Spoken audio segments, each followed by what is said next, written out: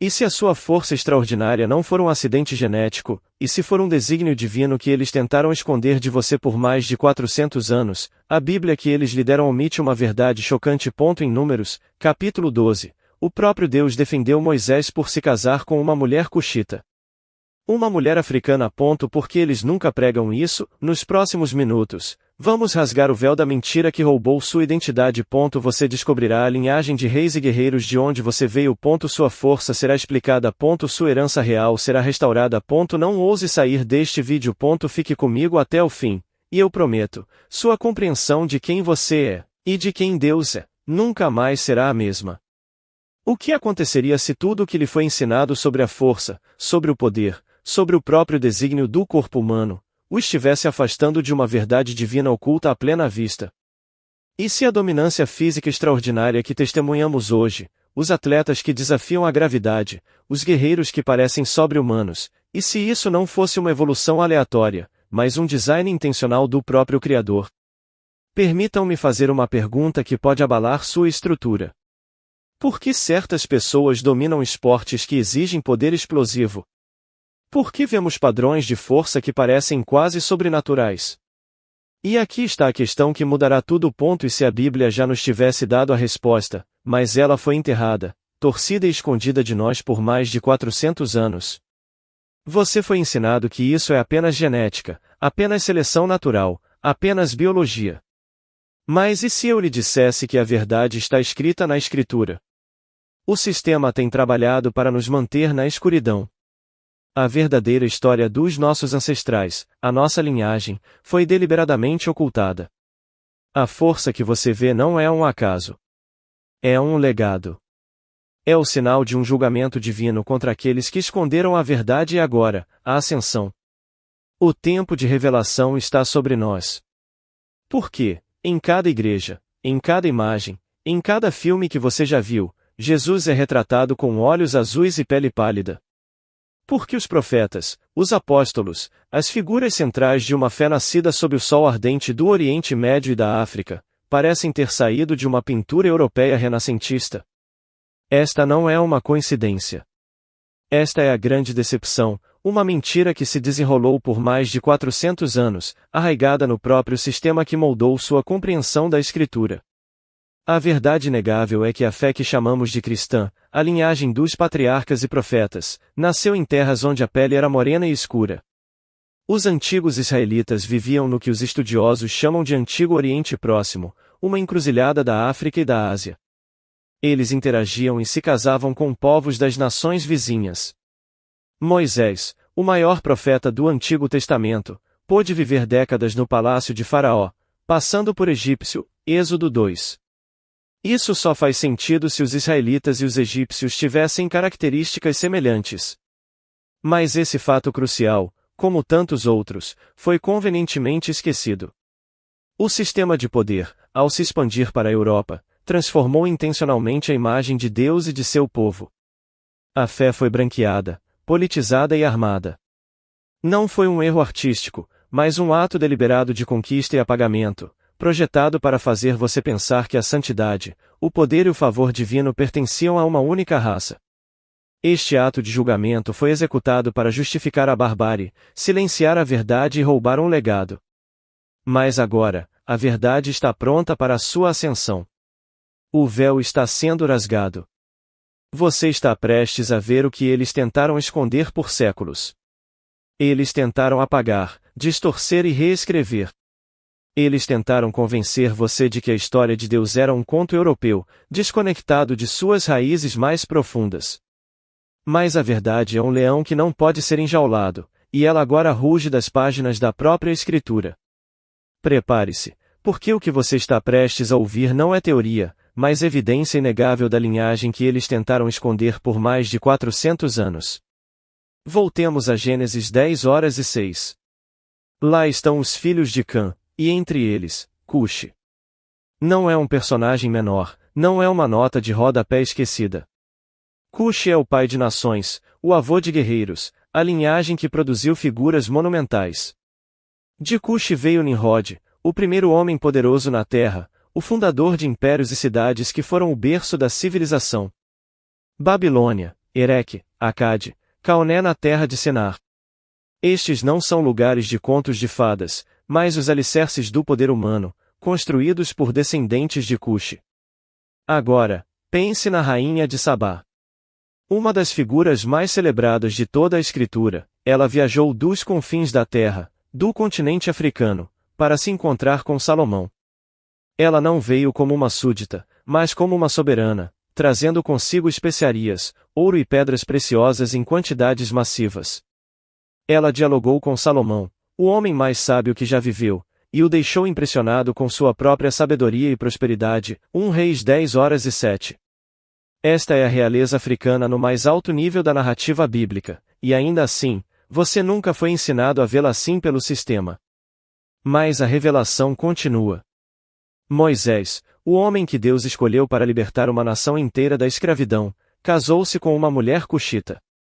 Números 12:1 revela que Miriam e Arão, os próprios irmãos de Moisés, criticaram-no por essa união.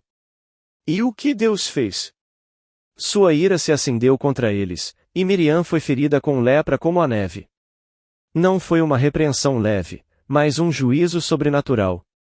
A maior profeta do Antigo Testamento estava casada com uma mulher de Cuxe, e o próprio Deus defendeu essa união. Isso é irrefutável. E que dizer de Ebed-Meleque? Em Jeremias 38:39, o profeta Jeremias foi jogado em uma cisterna para morrer. Mas Ebed-Meleque, um oficial etíope, arriscou sua própria vida, enfrentou a estrutura de poder e salvou o profeta de Deus. E Deus respondeu com uma promessa pessoal e direta: e livrar-te-ei naquele dia, declara o Senhor, e não serás entregue nas mãos dos homens de quem tens medo. A Jeremias 39:18. Um homem etíope, um ancestral de fé, cuja coragem foi recompensada pelo próprio Todo-Poderoso. E o profeta Sofonias. Seu próprio nome, em Sofonias 1:1, revela sua herança: filho de Cusi, filho de Gedalias, filho de Amarias, filho de Ezequias. Este não é apenas patrimônio africano, esta é uma linhagem real israelita misturada com sangue cuxita.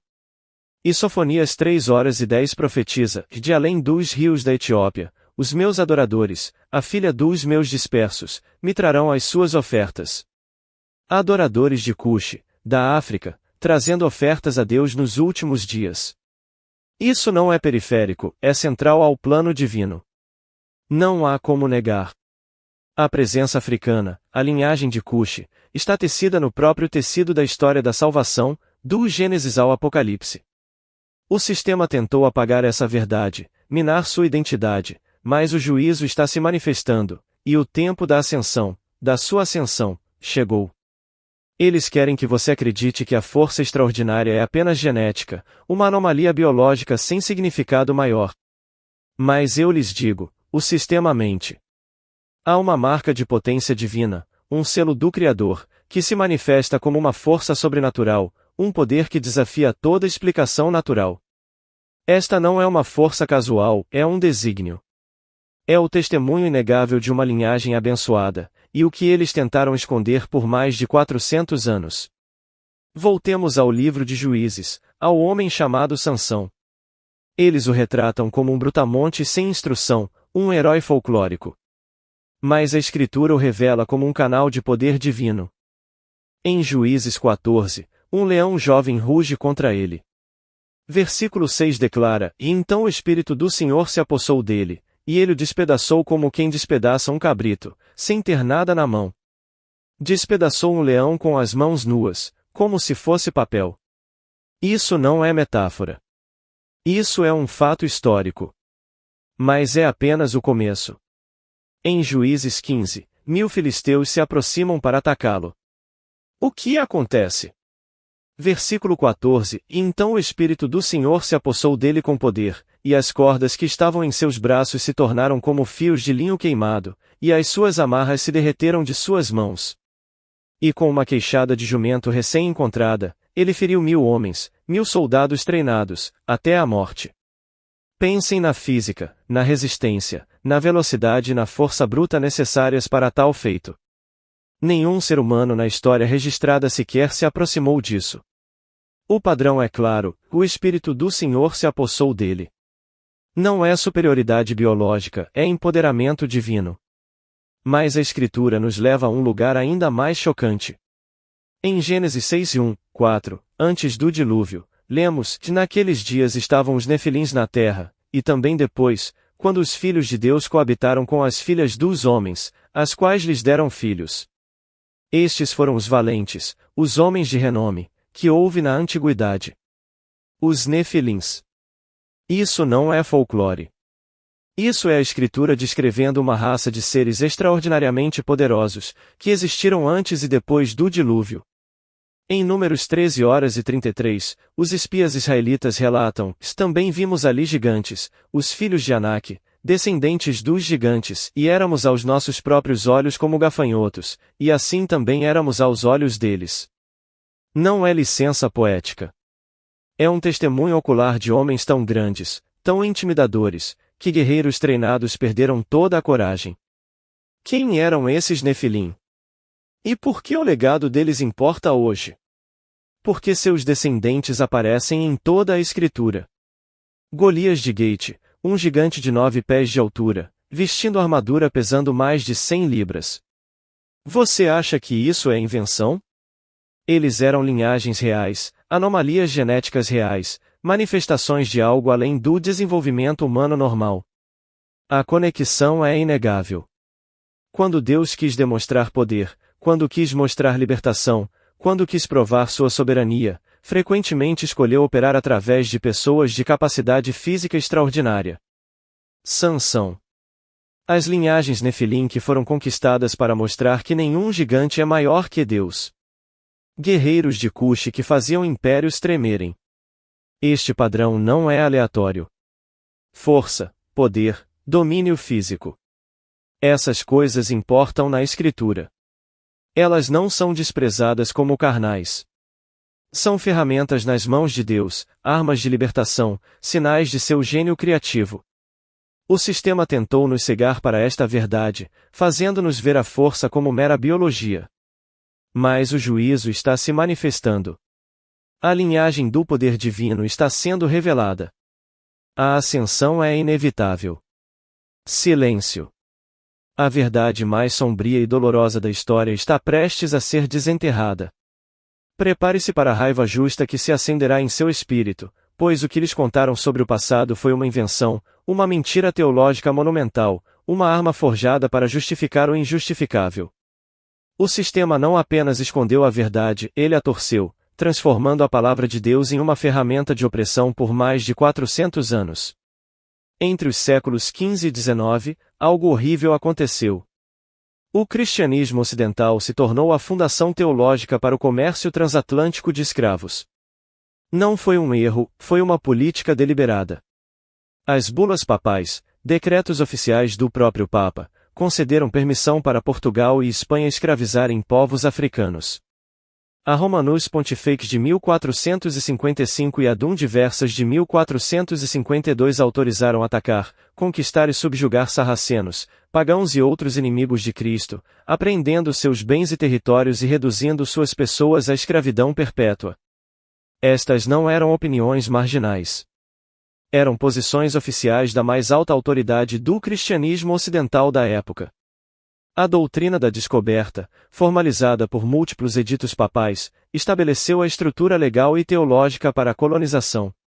Dizia que as nações cristãs europeias tinham o direito divino de reivindicar terras habitadas por não cristãos e de dominar, converter ou eliminar os povos que ali viviam.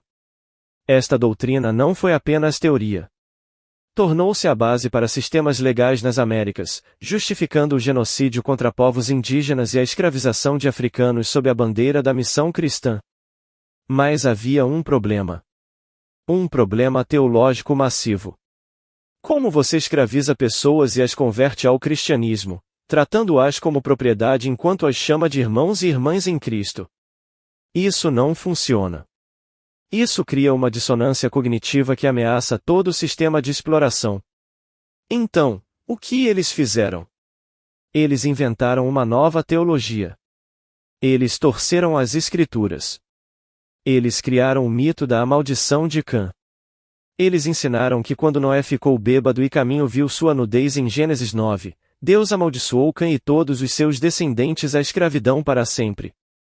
Eles disseram que a pele negra era a marca dessa maldição. Eles disseram que a servidão era o destino divino dos povos africanos. Há apenas um problema. Isso não é o que a Bíblia diz. Nem de perto. Gênesis 9:25 declara: que maldito seja Canaã, servo de servos seja ele a seus irmãos. Noé amaldiçoou Canaã, um dos filhos de Cã. Não Cã em si. Não todos os descendentes de Cã. Apenas Canaã. E os descendentes de Canaã eram os cananeus que viviam na terra de Israel, que foram eventualmente conquistados, e que não têm nada a ver com a África subsaariana ou o comércio transatlântico de escravos. A doutrina da maldição de Cã é uma fabricação completa. É exegese, lendo no texto o que se quer encontrar, em vez do que realmente está lá. É uma má prática teológica, e foi usada para justificar sequestro, tortura, estupro, assassinato e trauma geracional em uma escala que desafia a compreensão. Esta foi a arma deles. Esta foi a sua justificação. E foi uma mentira. Um julgamento está sobre o sistema que usou a palavra de Deus para justificar o mal. A ascensão da verdade, e do seu legado, é o juízo deles. A raiva ferve, pois não apenas a verdade de sua identidade foi roubada, mas o próprio Evangelho, a mensagem de libertação de Deus, foi silenciado e pervertido para acorrentar você. O sistema não se contentou em inventar mentiras, eles roubaram a esperança, usando a fé como uma ferramenta para perpetuar a escravidão por mais de 400 anos. Quando os africanos escravizados na América começaram a se converter ao cristianismo, quando, apesar das leis que tornavam ilegal ensiná-los a ler, eles começaram a ler a Bíblia por si mesmos, eles descobriram algo revolucionário. A Bíblia é um livro sobre libertação. É sobre Deus ouvindo os clamores dos oprimidos. É sobre êxodo, sobre liberdade, sobre justiça rolando como águas. Êxodo 3:7-8 ressoa com poder, e disse o Senhor: certamente vi a aflição do meu povo, que está no Egito, e ouvi o seu clamor por causa dos seus exatores, porque conheci as suas dores. Portanto, desci para livrá-lo da mão dos egípcios. Essa mensagem é dinamite quando você está vivendo em correntes. Essa mensagem é uma ameaça direta a todo o sistema de opressão. Amós 5:24 ecoa a exigência divina, e antes, corra o juízo como as águas, e a justiça como o ribeiro impetuoso. E Isaías 58:6 pergunta com autoridade profética. Em Juízes 14, um leão jovem ruge contra ele. Versículo 6 declara: e então o Espírito do Senhor se apossou dele, e ele o despedaçou como quem despedaça um cabrito, sem ter nada na mão. Despedaçou um leão com as mãos nuas, como se fosse papel. Isso não é metáfora. Isso é um fato histórico. Mas é apenas o começo. Em Juízes 15, 1000 filisteus se aproximam para atacá-lo. O que acontece? Versículo 14: e então o Espírito do Senhor se apossou dele com poder, e as cordas que estavam em seus braços se tornaram como fios de linho queimado, e as suas amarras se derreteram de suas mãos. E com uma queixada de jumento recém-encontrada, ele feriu 1000 homens, 1000 soldados treinados, até a morte. Pensem na física, na resistência, na velocidade e na força bruta necessárias para tal feito. Nenhum ser humano na história registrada sequer se aproximou disso. O padrão é claro: o Espírito do Senhor se apossou dele. Não é superioridade biológica, é empoderamento divino. Mas a Escritura nos leva a um lugar ainda mais chocante. Em Gênesis 6:1-4, antes do dilúvio, lemos que naqueles dias estavam os nefilins na terra, e também depois, quando os filhos de Deus coabitaram com as filhas dos homens, as quais lhes deram filhos. Estes foram os valentes, os homens de renome, que houve na antiguidade. Os nefilins. Isso não é folclore. Isso é a Escritura descrevendo uma raça de seres extraordinariamente poderosos, que existiram antes e depois do dilúvio. Em Números 13:33, os espias israelitas relatam: também vimos ali gigantes, os filhos de Anak, descendentes dos gigantes, e éramos aos nossos próprios olhos como gafanhotos, e assim também éramos aos olhos deles. Não é licença poética.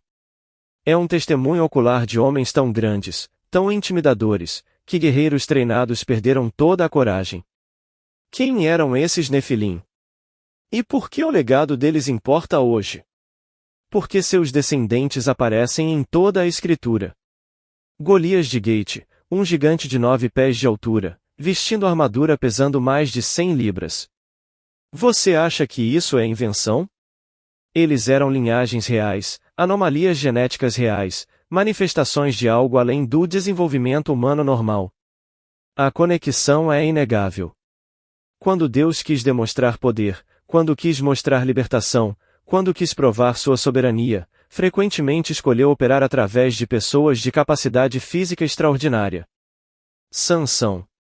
As linhagens Nefilim que foram conquistadas para mostrar que nenhum gigante é maior que Deus. Guerreiros de Cuxi que faziam impérios tremerem. Este padrão não é aleatório. Força, poder, domínio físico. Essas coisas importam na Escritura. Elas não são desprezadas como carnais. São ferramentas nas mãos de Deus, armas de libertação, sinais de seu gênio criativo. O sistema tentou nos cegar para esta verdade, fazendo-nos ver a força como mera biologia. Mas o juízo está se manifestando. A linhagem do poder divino está sendo revelada. A ascensão é inevitável. Silêncio.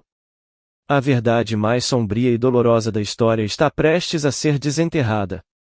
Prepare-se para a raiva justa que se acenderá em seu espírito, pois o que lhes contaram sobre o passado foi uma invenção, uma mentira teológica monumental, uma arma forjada para justificar o injustificável. O sistema não apenas escondeu a verdade, ele a torceu, transformando a palavra de Deus em uma ferramenta de opressão por mais de 400 anos. Entre os séculos XV e XIX, algo horrível aconteceu.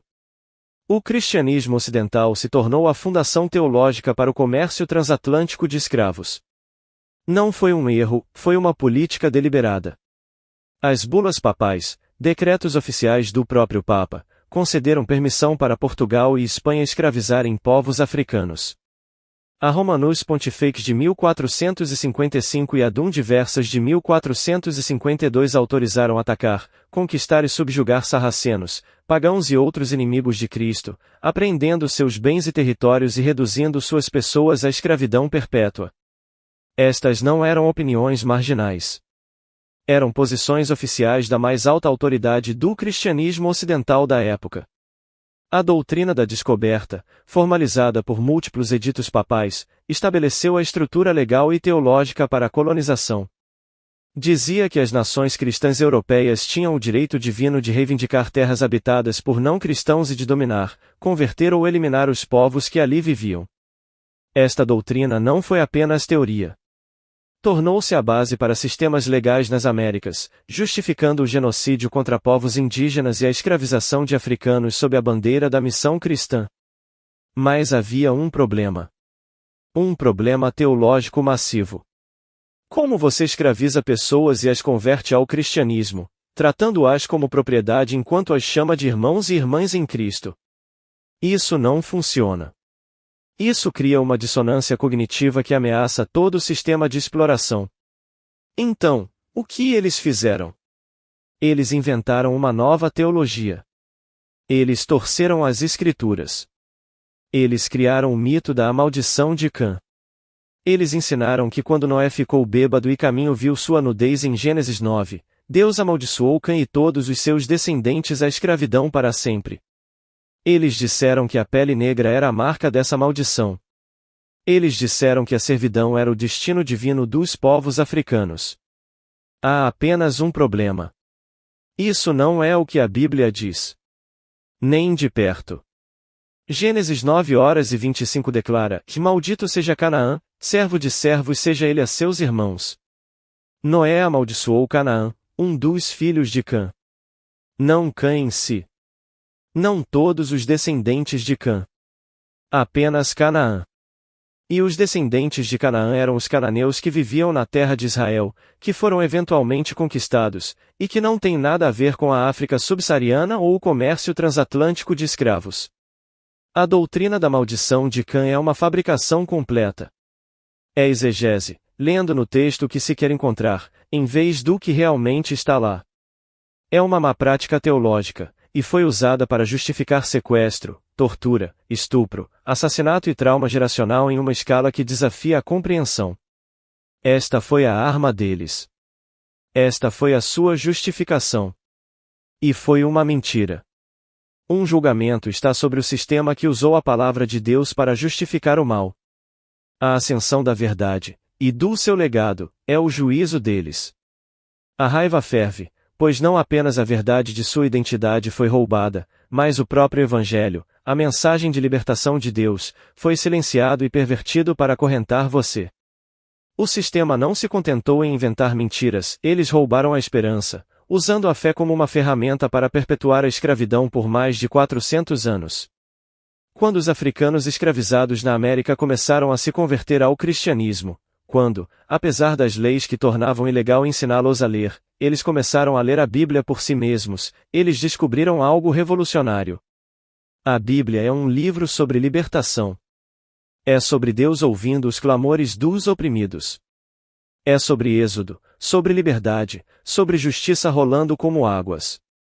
Êxodo 3, 7, 8 ressoa com poder, e disse o Senhor, certamente vi a aflição do meu povo, que está no Egito, e ouvi o seu clamor por causa dos seus exatores, porque conheci as suas dores. Portanto, desci para livrá-lo da mão dos egípcios. Essa mensagem é dinamite quando você está vivendo em correntes. Essa mensagem é uma ameaça direta a todo o sistema de opressão. Amós 5:24 ecoa a exigência divina, e antes, corra o juízo como as águas, e a justiça como o ribeiro impetuoso. E Isaías 58:6 pergunta com autoridade profética. Em seguida, torne-se um contador da verdade. O silêncio é cumplicidade. Você não permanece em silêncio quando ouve alguém perpetuando mentiras.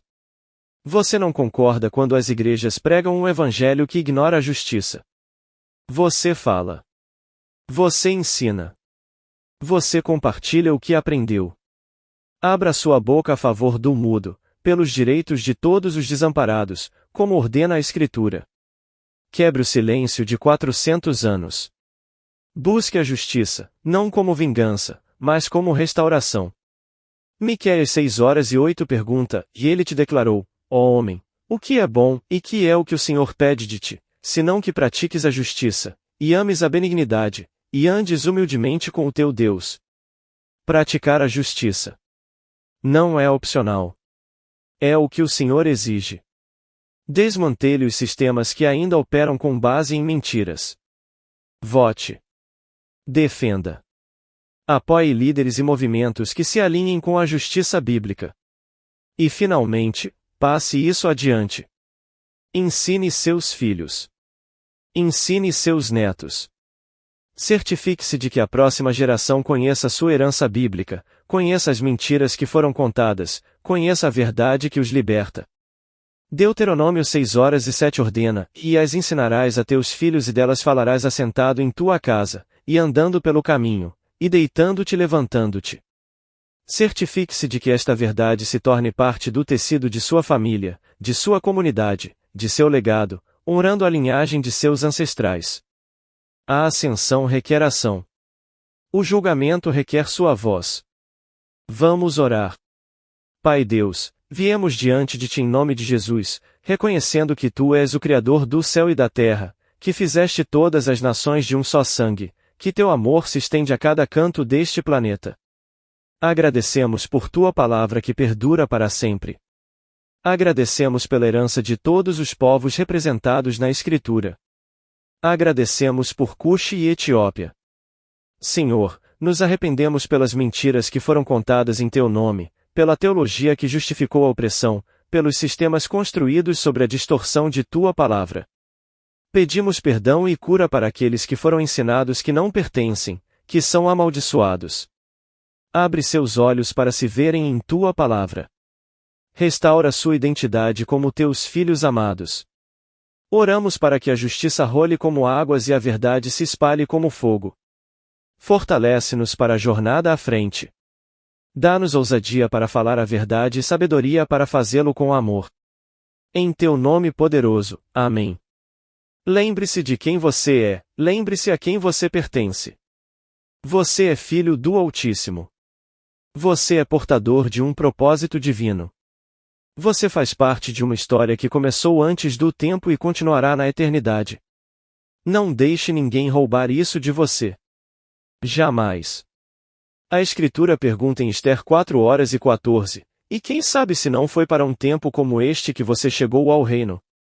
Este momento, esta mensagem, esta verdade, chegou a você por uma razão, por designação divina. A questão é, o que você fará com isso? Você é o sal da terra.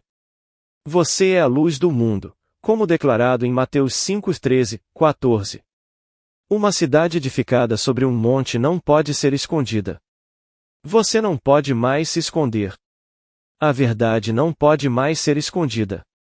Vá e seja a luz. A verdade foi revelada. Lembrem-se de quem vocês são. Vocês não são descendentes de escravos. Vocês são a linhagem de reis e rainhas. Guerreiros forjados no fogo do próprio Criador, cuja força o sistema tentou esconder por mais de 400 anos. Nossa missão agora é viver essa verdade, caminhar nela e nunca mais permitir que as mentiras deles nos definam. Pelo sangue de nossos ancestrais e pelo poder do Altíssimo. Nós quebramos agora cada corrente de 400 anos de mentiras. Nós rejeitamos a maldição que eles inventaram. E reivindicamos nosso lugar de direito como filhos e filhas do Rei. O julgamento deles chegou. Nossa ascensão é inevitável. Se esta mensagem despertou o leão dentro de você, faça 3 coisas agora. Primeiro, comente a palavra ascensão para declarar sua aliança com a verdade e se juntar a esta comunidade de despertos. Segundo, compartilhe este vídeo. Não guarde esta luz para si. Envie-a para cada irmão e irmã que precisa despertar. Terceiro, inscreva-se neste canal e ative as notificações. Esta é a nossa fortaleza. Este é o nosso ponto de encontro. Shalom.